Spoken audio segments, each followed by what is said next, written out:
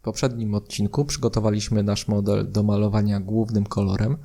Kadłub i wieża pokryte zostały podkładem i dzisiaj pokażę Wam jedną z technik malowania modelu czołgu przy pomocy aerografu. Z tej strony Tomek ze sklepu Actom. Zapraszam. Jak już mówiłem wcześniej, model pomalujemy z wykorzystaniem techniki pre-shadingu, czyli wstępnego cieniowania. Jest to jedna z prostszych metod na wydobycie z bryły modelu czegoś więcej poprzez potęgowanie efektu działania światła. Malowanie modelu jednolitym kolorem oczywiście nie jest żadnym błędem. Dobrze wykonany model pomalowany jednym kolorem też będzie się dobrze prezentował nawet bez żadnego cieniowania. Wybór techniki malowania to sprawa indywidualna. Każdy z Was może mieć inne spojrzenie na realizm danego sposobu malowania, ale jeżeli do tej pory nie próbowaliście na swoich modelach żadnej techniki cieniowania, to polecam. Efekt na pewno będzie warty zachodu, a potem sami ocenicie, czy Wam to odpowiada, czy nie. Pierwsza rzecz, jaką należy zrobić, to określenie miejsc, które przy naturalnym oświetleniu są zacienione, a które nie. Warto w tym celu zrobić sobie zdjęcie modelu pomalowanego podkładem. Ważne, żeby model był oświetlony równomiernie pod kątem od góry. Teraz pozostaje nam skopiować to, co widzimy, a konkretnie musimy nałożyć ciemny kolor w miejscach, które są najbardziej zacienione. Do tego celu użyję ciemnozielonej farby Vallejo Model R numer 71018. Rozcieńczam ją w proporcji 6 części farby, 3 części rozcieńczalnika i 1 część Flow Improvera, który zmniejszy ryzyko zapchania dyszy aerografu.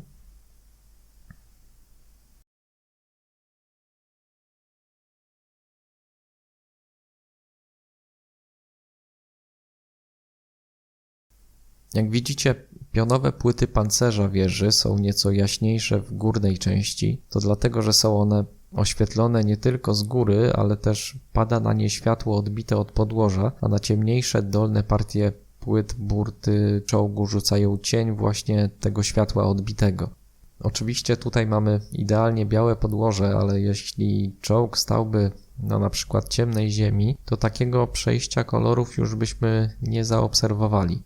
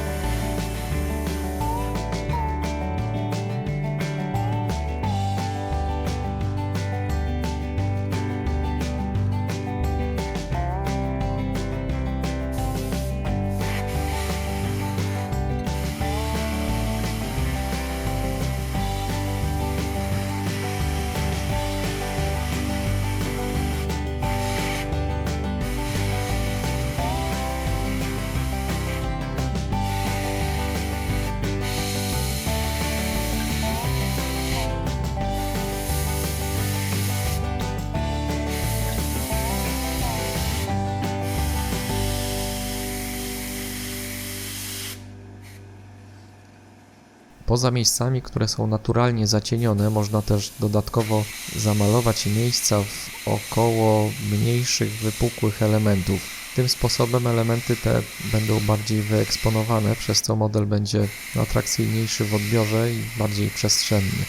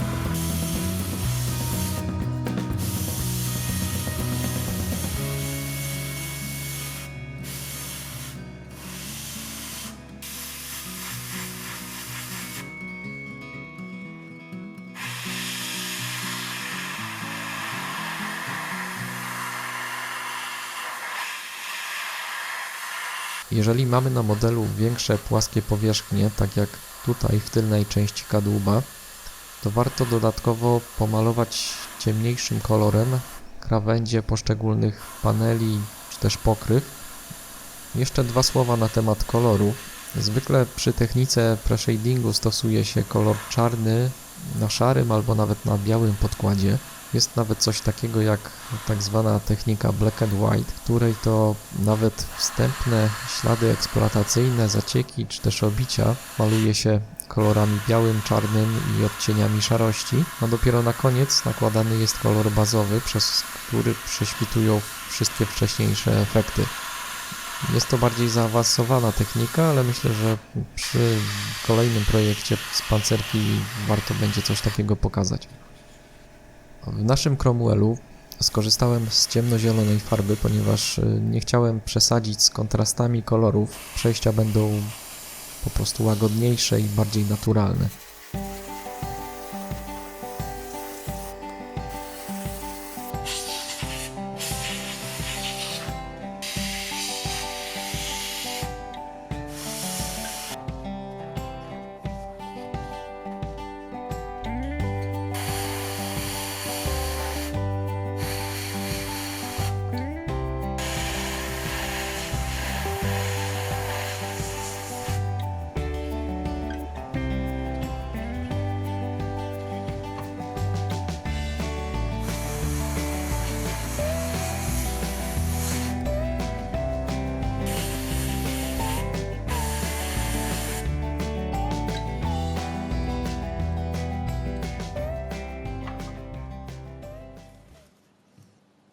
Drugi etap malowania to kolor bazowy. Przygotowujemy sobie farbę Vallejo Model R numer 71250, takich samych jak poprzednio proporcjach, czyli 6:3:1.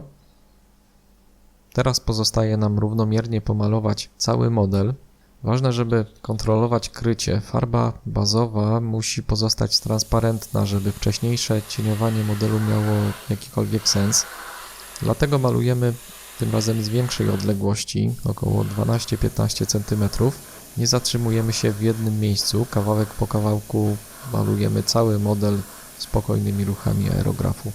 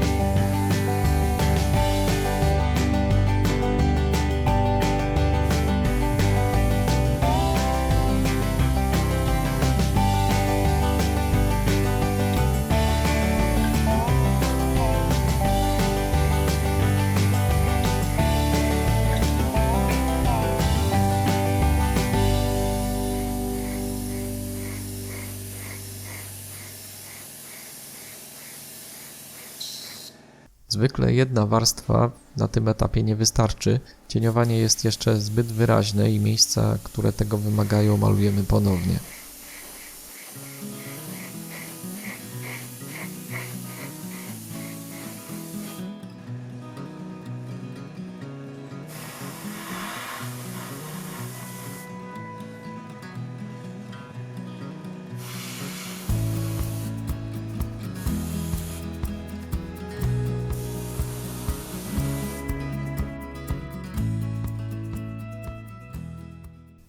Tak wygląda wstępnie pomalowany model. Kolejnym krokiem, który proponuję wykonać, jest rozjaśnienie najmniejszych wystających elementów oraz krawędzi. To już zrobimy przy pomocy pędzelka. Na mokrej palecie robię sobie mieszankę farby bazowej, czyli model R71250 z niewielkim dodatkiem piaskowego koloru z palety Vallejo Model Color. To jest akurat numer 70916. Takim właśnie rozjaśniającym kolorem maluję śruby płyt pancerza na wieży, jak i pozostałe drobne elementy.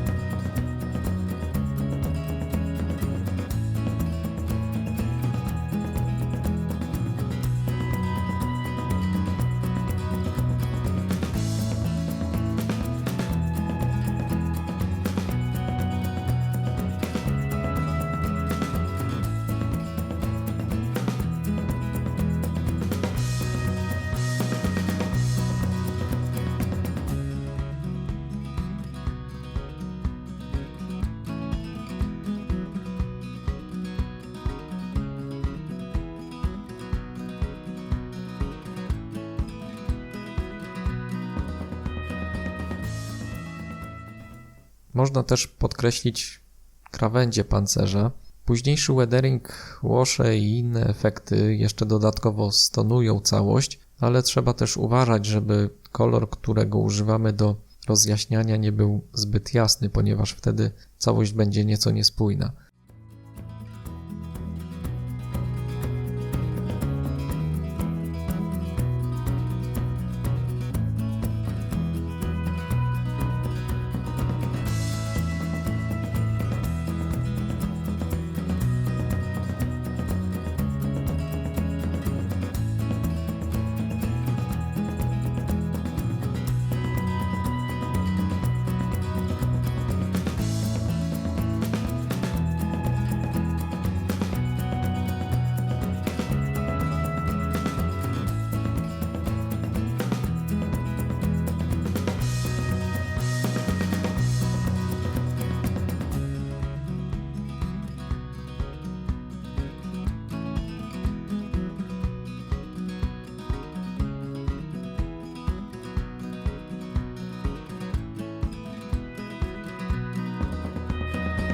W dzisiejszym odcinku to już wszystko. Na marginesie przepraszam, że ostatnio filmy pojawiają się na kanale tak rzadko, ale już od teraz mam nadzieję, że będzie z tym lepiej. Postaram się wrzucać co najmniej jeden film tygodniowo, także do usłyszenia w kolejnym odcinku już za kilka dni. Cześć!